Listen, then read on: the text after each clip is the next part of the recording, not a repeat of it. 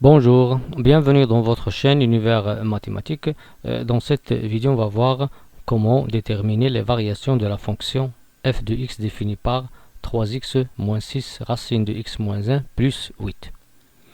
Donc, premièrement, on considère la fonction numérique f définie par f de x égale à 3x moins 6 racine x moins 1 plus 8. Premièrement, petit a, déterminer le domaine de définition de la fonction f. Donc, premièrement, si je prends x un élément de df, on sait que pour les fonctions qui s'écrivent sous la forme u sur v, il faut bien sûr que v de x soit différent de 0. Pour les fonctions qui s'écrivent racine de u, il suffit que u de x soit supérieur ou égal à 0. Donc ici, puisque j'ai pas de dénominateur, mais j'ai 3x plus 8 comme un polynôme, mais ici j'ai une racine carrée qui est la racine de x moins 1, donc il faut bien sûr que x moins 1 soit supérieur ou égal à 0, si et seulement si x supérieur ou égal à 1, si et seulement si x c'est un élément de 1 plus l'infini. Par suite, le domaine de la fonction f est l'intervalle 1 plus l'infini. Bien.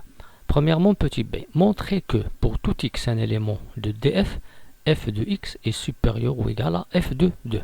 Bien, qu'est-ce que ça veut dire? Premièrement, f de x supérieur ou égal à f de 2. C'est-à-dire, je peux dire que f de x, que f est minoré par f de 2. Je peux dire que f est minoré par f de 2. Ou bien je peux dire que f de 2 est la valeur minimale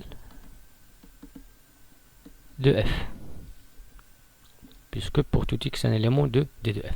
Donc, pour montrer qu'une fonction est majorée ou bien minorée, ou bien qu'il admet une valeur minimale ou bien valeur maximale, ou bien pour dire par exemple que pour tout x, f de x est supérieur ou égal à f de 2, c'est-à-dire ici on compare deux expressions. On va commencer premièrement par prendre x un élément du domaine et on va calculer la différence f de x moins f de 2, et bien sûr il faut vérifier qu'il est supérieur ou égal à 0. Bien, f de x moins f de 2, c'est quoi? C'est 3x moins 6 racine de x moins 1 plus 8. F de 2, c'est quoi? On sait que f de 2 ici est égal 3 fois 2, c'est 6, moins 6 fois racine de 2 moins 1, c'est racine de 1, donc il reste 6 plus 8. 6 moins 6 plus 8 est égal à 8. Donc ici, on va retrancher 8. Après, on va simplifier, on va trouver 3x moins 6 racine de x moins 1. Après, ici, on va utiliser, bien sûr, le conjugué de 3x moins 6 racine de... Ici, on va multiplier 3x moins 6 racine de x moins 1 par son conjugué au numérateur et au dénominateur, qui est 3x plus 6 racine de x moins 1, et ici de même 3x plus 6 racine de x moins 1, qui est égal, en utilisant l'identité remarquable, a moins b facteur de a plus b, il nous donne a carré moins b carré. Donc ici on va trouver 3x le tout au carré moins 6 racine de x moins 1 le tout au carré sur 3x plus 6 racine de x moins 1, qui est égal. Bien, 3x le tout au carré, c'est quoi? Il nous donne 9x au carré. Pour 6 racine de x moins 1, le tout au carré. 6 au carré, ça donne 36. 36 facteurs de x moins 1, parce que la racine avec la puissance, ça se simplifie, il reste x moins 1. Donc ici, on trouve moins 36x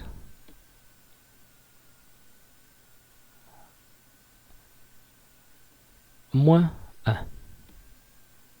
Moins 36, pardon. Moins 36. Si je multiplie, bien sûr, ou bien si je développe. 36x moins 36 sur 3x plus 6 racine de x moins 1 qui est égal. Ici, je simplifie, je trouve 9x au carré moins 36x plus 36 sur 3x plus 6 racine de x moins 1 qui est égal. Bien sûr, ici, on voit que la question, on veut montrer que f de x est supérieur ou égal à f de 2. On a commencé par la différence. Il faut montrer que cette différence est positive, c'est-à-dire on cherche le signe de ce rapport-là, c'est-à-dire il faut qu'il soit positif.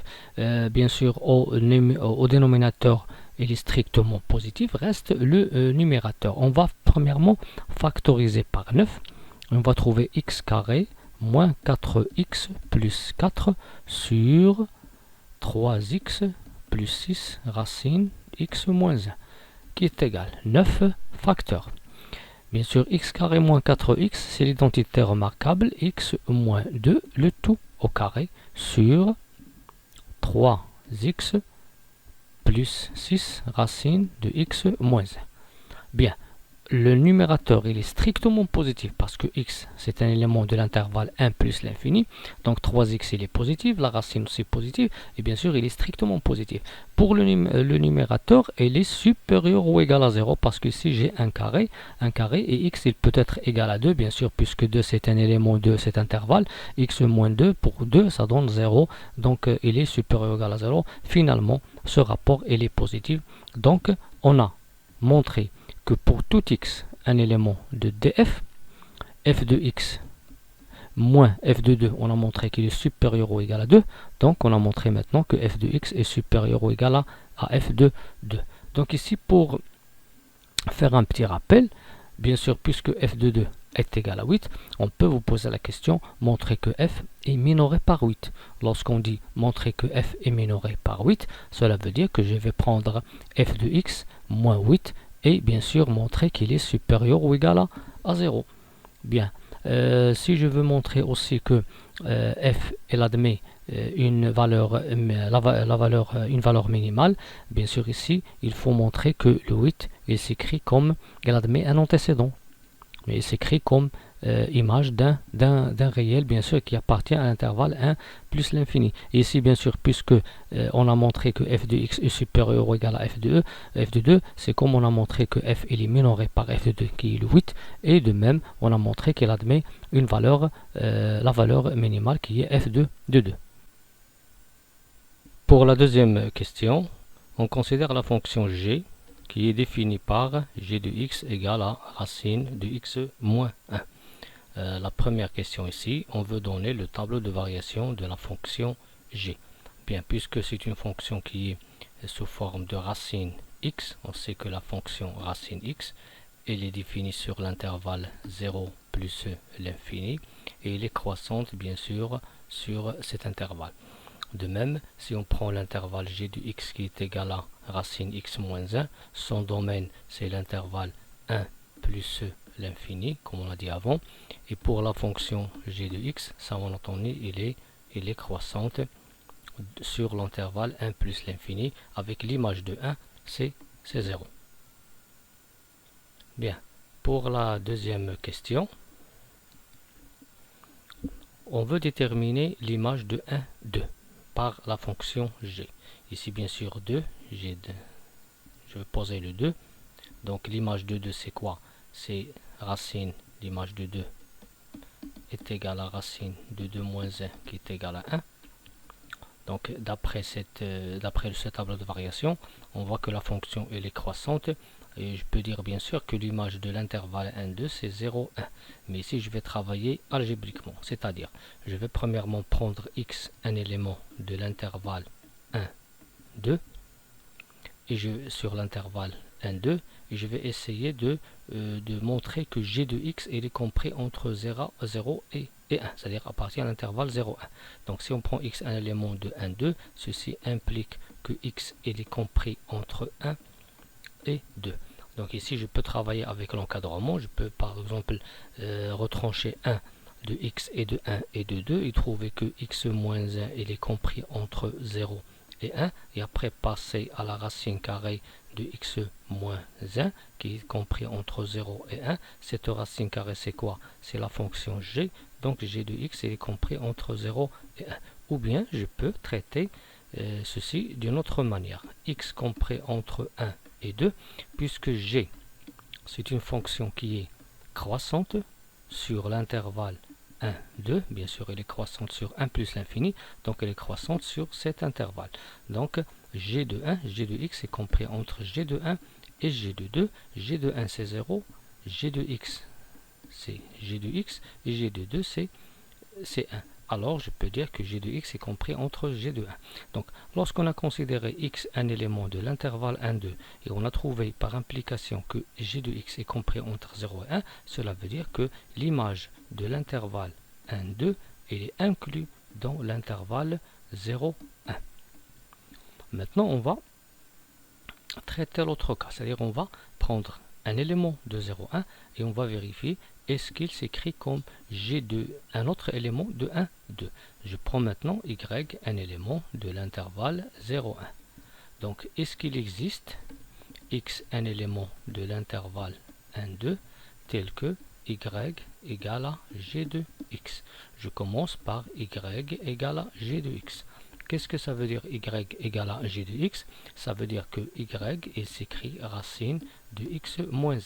Donc puisque je cherche l'existence d'un x, donc je vais déterminer x en fonction de y. Cela est équivalent à dire que y au carré, si je passe au carré, je vais trouver que y carré égale à x moins 1. Si et seulement si, je vais trouver que x est égal à y carré plus 1.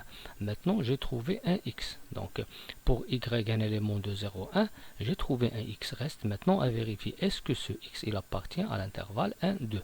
Bien, si par exemple, puisque on a le y, il est dans l'intervalle 0, 1, alors il est compris entre 0 et 1, ceci implique que y carré, bien sûr je vais encadrer cette expression, y carré il est compris entre 0 et 1, implique que y carré plus 1, il est compris entre quoi? Entre 1 et 2.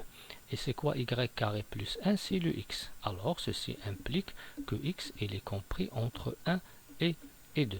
Donc on a considéré y un élément de 0, 1 et on a vérifié qu'il existe x, un élément de 1, 2 tel que y égale à g de x. Dans ce cas, je peux dire que l'intervalle 0, 1, il est inclus dans l'intervalle, dans g de l'intervalle de 1, 2. Par suite, je peux dire que g de l'intervalle 1, 2 est égal à l'intervalle 0, 1. Ceci, on le voit d'après le tableau de variation de la fonction g. Bien. Pour g de 2 plus l'infini. De même, je vais prendre premièrement x, un élément. Si on voit bien sûr ici, si on considère le 2 qui appartient à l'intervalle 1, 2, l'image de 2 c'est 1. Alors l'image de 2 plus l'infini, c'est quoi? C'est 1. Et bien sûr ici, on n'a rien écrit ici. Bien sûr, ça va donner 1 plus l'infini, ce qu'on va montrer. Si on prend x, un élément de l'intervalle 2 plus l'infini. Alors ceci implique que x est supérieur ou égal à 2. Ceci implique, bien sûr, je peux encadrer la racine de x moins 1 pour trouver g de x, ou bien je peux directement passer par la fonction g. Donc puisque x est supérieur à 2, alors g de x est supérieur à g de 2. Bien sûr, parce que g est croissante sur l'intervalle 2 plus l'infini. Ceci implique que g de x est supérieur ou égal à 1. Ceci implique que g de x il appartient à l'intervalle 1 plus l'infini. Donc ce que je peux dire maintenant, par implication, je peux dire que g de 2 plus l'infini, 2 plus l'infini, il est inclus dans l'intervalle 1 plus l'infini. Maintenant, il faut montrer que 1 plus l'infini, il est inclus dans g de 2 plus l'infini. C'est-à-dire ici, je vais considérer y, un élément de 1 plus l'infini. Et on va voir est-ce qu'il existe un élément x de 2 plus l'infini, tel que y est égal à g de x. Je commence ici par y égale à g de x. Si seulement si, comme on l'a fait avant, on a trouvé que x est égal à y carré plus 1. Donc puisque le y il appartient à 1 plus l'infini, ceci implique que y carré est supérieur à 1, implique que y carré plus 1 est supérieur à 2. Y carré plus 1, c'est quoi? C'est le x ici. Donc implique que x est supérieur ou égal à 2. Implique que x, c'est un élément de l'intervalle de plus l'infini. Donc, on a montré dans cette partie-là que l'intervalle 1 plus l'infini, il est inclus dans G de l'intervalle de plus l'infini. Par suite, on peut dire maintenant que G de 2 plus l'infini est égal à l'intervalle 1 plus l'infini. Bien, maintenant on va passer à une autre question. On veut déterminer la fonction polynôme du deuxième degré qu'on note h tel que f de x égale à h rangé de x. Bien, la fonction f, on le voit ici, c'est cette fonction-là. La fonction g, c'est cette racine carrée. Et puisque g ici, c'est une fonction polynôme, donc du deuxième degré, je peux la noter ax carré plus bx plus c. Maintenant, je vais bien sûr essayer de simplifier ce composé-là, soit x un élément de 1 plus l'infini. Donc c'est quoi h rang g de x? Il est égal à h de g de x, qui est égal, puisque h, pardon, ici c'est pas la fonction z, mais c'est la fonction h. h de g de x. h de g de x, c'est quoi? C'est a fois g de x, le tout au carré,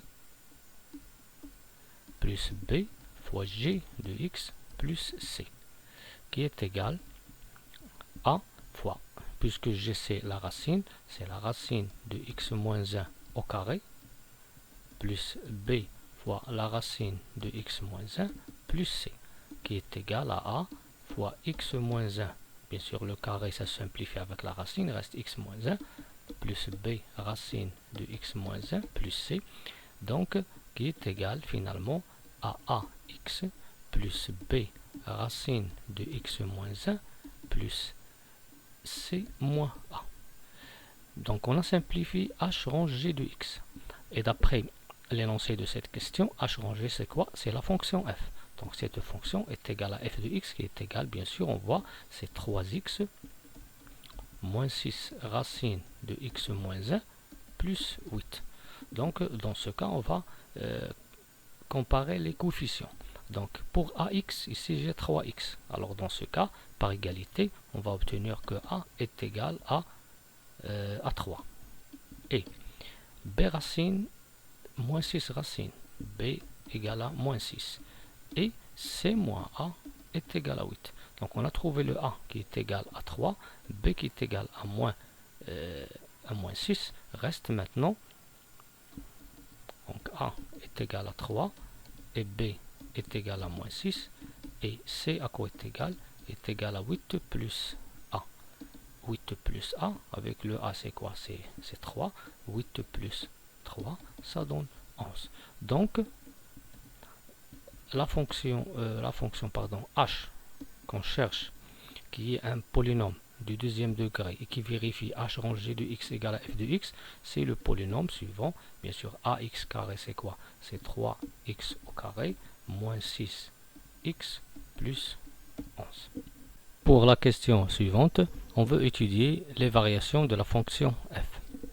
Donc bien sûr ici f, on le voit, c'est une fonction de la forme de la somme de deux fonctions, un polynôme et une fonction irrationnelle, mais on a déjà traité le cas où f est égal au composé de deux fonctions h et g, avec g une fonction irrationnelle qui est la racine de x moins 1 et h une fonction polynôme du deuxième degré. Donc pour étudier les variations de f, on va étudier bien sûr ces variations en utilisant les variations de h et de g. Pour cela, je vais donner les tableaux de variations de h et de g. Commençons par g. On a déjà traité le cas de g. G de x égale la racine de x moins 1. On a dit qu'il est défini sur l'intervalle 1 plus l'infini. Il est croissant sur cet intervalle. Pour bien sûr la fonction h, c'est une fonction polynôme. Une fonction polynôme de deuxième degré, sa courbe c'est une parabole qui admet un axe de symétrie et un sommet. Bien, Donc pour le tableau de variation, il est défini de la manière suivante. Parce que la fonction h est des polynômes, donc il est défini sur r moins l'infini plus l'infini. La fonction il a deux monotonies, il est croissante et décroissante dans deux intervalles distincts. Bien sûr, ici je vais déterminer l'élément que je vais poser au centre. Donc c'est quoi? C'est l'opposé de 6. Bien sûr, on l'écrit, c'est moins b sur 2a. L'opposé de 6, c'est 6 sur 2 fois a, c'est-à-dire 2 fois 3. Donc ici, je vais trouver 6 sur 6 qui est égal à 1. Donc ici, je vais prendre le 1. L'image de 1 à quoi est égal, bien sûr, je vais donner après. Mais pour le coefficient ici, 3 il est positif. Donc lorsqu'il est positif, la courbe elle est décroissante à gauche et elle est croissante à droite. Si le coefficient il est négatif, alors la courbe elle est croissante à gauche et décroissante à droite. Dans ce cas, la courbe elle est décroissante et après elle est croissante parce que le coefficient il est positif. Et l'image de 1, on va le calculer. L'image de 1 en calculant 3 plus 11 c'est 14 moins 6, ça donne 8. Donc ici on a donné les deux tableaux de variation de ces fonctions h et g. Maintenant commençons l'étude des variations de f. Puisque c'est un composé, donc on va premièrement par exemple si je vais commencer par la fonction g. Je vais étudier la monotonie de g. Si je commence par g, alors je vais dire que la fonction g est, bien sûr, elle est croissante. Le problème, ou bien la question, dans quel intervalle? Donc elle est croissante sur l'intervalle 1 plus l'infini. Bien, si je considère qu'elle est croissante sur l'intervalle 1 plus l'infini, après je vais étudier la monotonie de h dans l'image de cet intervalle. C'est quoi l'image de 1 plus l'infini? On voit ici c'est 0 plus l'infini. Et sur 0 plus l'infini, on voit que h il a deux monotonies. Il est décroissante sur 0,1 et il est croissante sur 1 plus l'infini. Pour cela, on va étudier la monotonie de g dans deux intervalles. Donc, je vais prendre premièrement g et bien sûr, je vais prendre les deux intervalles qu'on a travaillé avec dans les questions précédentes. L'image, on va trouver l'intervalle 1, 2. G, comment elle est sur l'intervalle 1, 2?